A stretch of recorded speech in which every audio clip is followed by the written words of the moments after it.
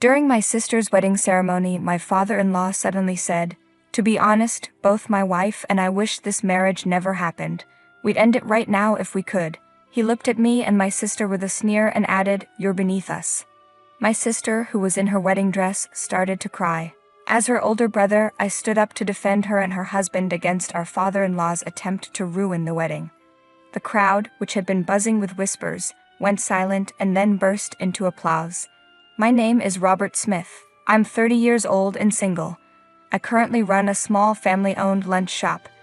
When I was in college, my parents died in a car accident, so I decided to drop out and take over the family business. I moved back home to live with my sister Emily, who is 6 years younger than me, while I ran the lunch shop. I wanted to become a public servant in the future, but I needed to focus on supporting myself and my sister.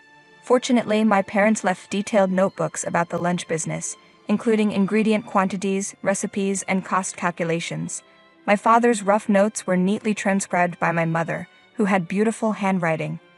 Our shop sign, Smith's Packed Lunch, was handwritten by my mother, adding a personal touch. She always taught me, "Your writing reflects your heart, Robert. Let's make sure you write beautifully." Even though we live in a digital age, I've always cherished handwritten letters. Emily, influenced by me, also had beautiful handwriting. The small 5-square-meter shop and the handwritten recipes are precious assets left by my parents. With the help of loyal part-time workers, I learned how to make the packed lunches. I even earned a culinary license while working. Emily often helped me, which was a great relief. When I was 24 and Emily was 18, she said, "Robert, after I graduate, I'll help you with the shop." I replied, "No, you don't have to push yourself. I'll manage somehow. You should do what you want, Emily." Emily responded, "If I can choose, making packed lunches is what I want to do right now." After graduating from high school, Emily immediately started helping with the family business, for which I was truly grateful. With her help, I began developing original menus. I analyzed what was selling well, refined each packed lunch, reduced the number of items, and focused on a lineup of key products. "Robert, the fried chicken is selling like crazy recently. I modified Dad and Mom's recipe. It's a garlic and ginger sauce flavor that appeals to local tastes. Our spiced chicken curry is also doing pretty well. I hope it continues to do well. Should we increase how much we make?" Emily suggested.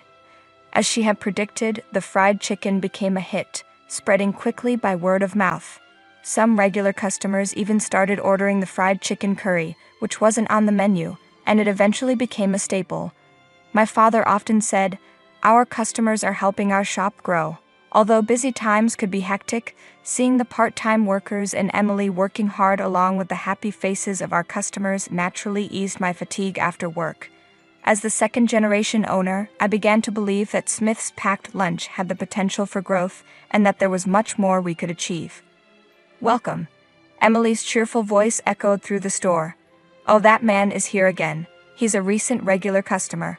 He's been coming in with the determination to try every item on the menu. You're just one fried chicken box and a special fried chicken curry away from completing the menu." "Quite impressive," Emily said. "I like to save the best for last. Thank you for always making such delicious lunches," the customer replied. Having regular customers is a blessing. On rainy days, sales typically drop, but this customer would even come during storms. "Robert, I have something to tell you," Emily said. "When I was 16, I started helping with the family business right after high school. John's father told Emily, 'I'm looking for someone more suitable for John. I could introduce him to someone else. You might have had a tough life, but you are not suitable for my son. He's our precious eldest son. Please leave.' Despite John's efforts to defend Emily, his father wouldn't listen. Emily came home feeling sad, embarrassed, and disappointed. "Not suitable, huh? I can't believe some parents still think like that in this day and age. I'm proud to be the daughter of a small packed lunch shop owner, but today I just feel shattered. The talk about status and everything made me cry. How can they judge you based on what little they hear?" Emily said, tears in her eyes. "John says he won't give up even if his father opposes. He wants to proceed with the wedding plans. We might end up eloping, you know. It sounds like a reverse Romeo and Juliet. It could be a tragic story." I told John not to push himself, but he said he couldn't imagine his life without me. He was serious enough to say he'd cut ties with his parents if that's what it took for us to be together. Whether that was the best decision for both of them was unclear. As her brother, I couldn't stand to see Emily cry. "If anything bothers you, no matter how small, talk to me," I told her. "Thanks, Robert." It must have been the first time Emily had ever been looked down upon, so it hurt her deeply. Tears welled up in her eyes again. John was very serious about marrying Emily. At home, Emily was writing wedding invitations by hand. She was steadily preparing for the wedding. It's their life after all, I thought, feeling like there was no room for me to intervene. Meanwhile, I was working on promoting the shop using a website and social media, even though I wasn't very familiar with computers and phones. Recently, I bought a food truck, had Emily write the chalkboard menus, and started attending local markets to spread the word about Smith's packed lunch. The wedding date was set. It was going to be a small ceremony with close family. "Robert, I've managed to convince my parents. Please attend the wedding without worry." "I trust you, John, but Emily still insists on working at the shop. That's included in our plans. Having her work will be helpful." "Robert, you know the customers come to get their energy from me, and you will miss me, right?" Emily was my only sister, my only family. As her brother, it was my duty to let her go, but I felt a bit lonely. Her promise to continue helping with the shop was my only solace. The wedding day arrived. Seeing Emily, who usually wore a cotton bandana, apron, and jeans, now with her hair beautifully done and wearing a wedding dress, I was amazed at how stunning she looked. Thinking about all the struggles we went through, I couldn't help but shed tears at her radiant appearance. "Robert, why are you crying?" "It's too early for that. We're just getting started." "Oh, it's just dust in my eye. Ouch. I should take some pictures." I took out my rarely used DSLR camera and captured Emily from various angles. I must have clicked the shutter about 50 times. These photos would be precious memories of our time together. "Robert, you're such a kind person. Thank you for everything. Please continue to support me." In truth, those words of gratitude were likely meant for our late parents. Ever since I dropped out of college, I've been a stand-in parent for Emily. I hoped I managed that role well enough. Overwhelmed by Emily's thanks, I turned away and cried. The ceremony proceeded as planned. The bride and groom sat at their seats, looking at us with a mix of shyness and happiness. It was time for the father of the groom's speech. Although John's father had initially opposed the marriage, John assured me he had convinced his father. "Good day, everyone. I am Sam Thompson, the father of the groom, John.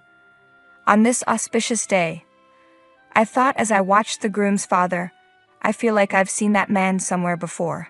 He seemed accustomed to public speaking and was adept at holding the audience's attention. His speech was written on a long, vertically folded piece of paper, suggesting it would be lengthy. I expected it to be a heartfelt speech that would make the bride and groom happy. As I was saying, I run a food manufacturing company and plan to pass it on to my eldest son, John. He spoke about his company, how he had raised John with care, and his desire for John to inherit the business. This meant Emily's future would be secure. However, as the speech continued, it took a strange turn. I heard the bride's parents passed away early, and she's had a tough life as the daughter of a small packed lunch shop owner. In contrast, John graduated from graduate school and is set to become an elite.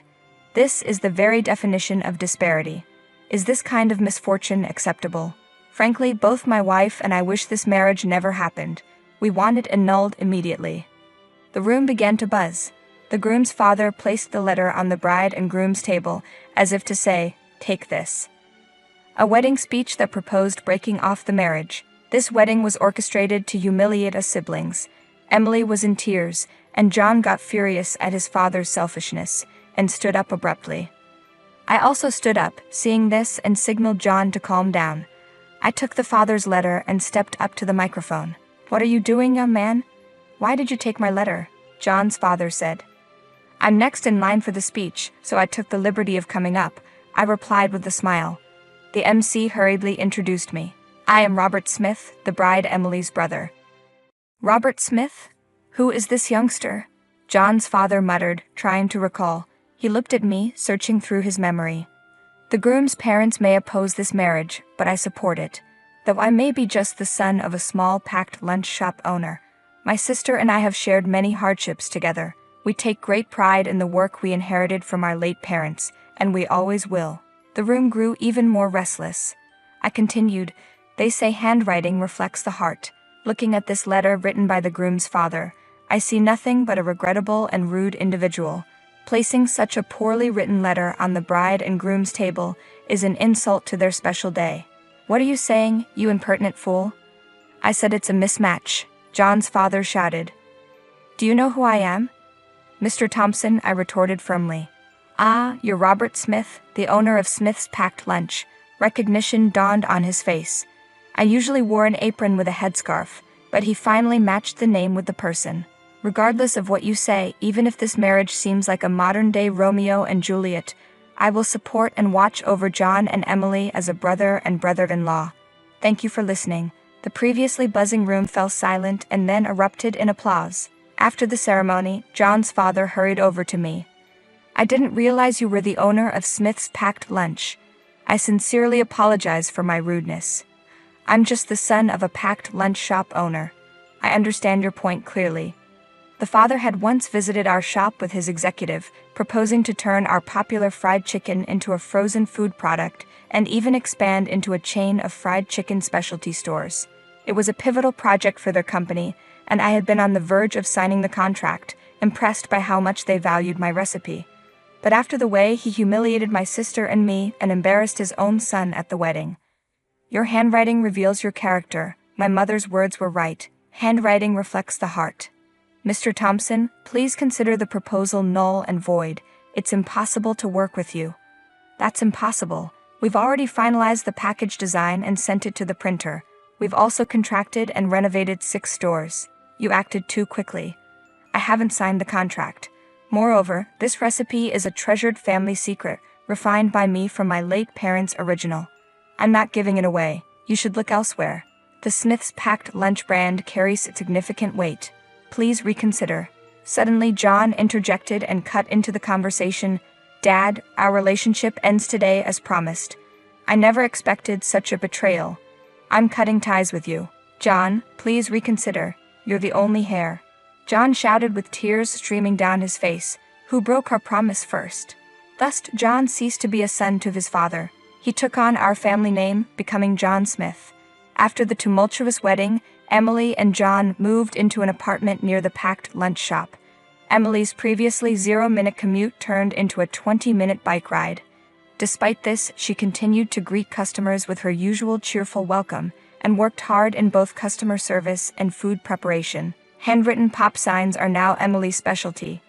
They are an indispensable promotional tool for Smith's Packed Lunch. John supported me on the business side, asking, "Robert, is there anything I can help with?"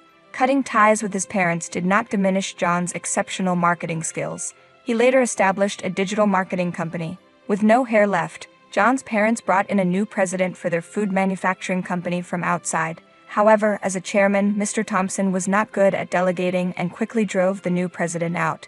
He then took on the title of chairman and president himself, but his notorious reputation caused the company to shrink further. The cost of losing John was steep for Mr. Thompson. With John's help, I focused on product development. While creating hit products was challenging, Smith's Packed Lunch gained more recognition.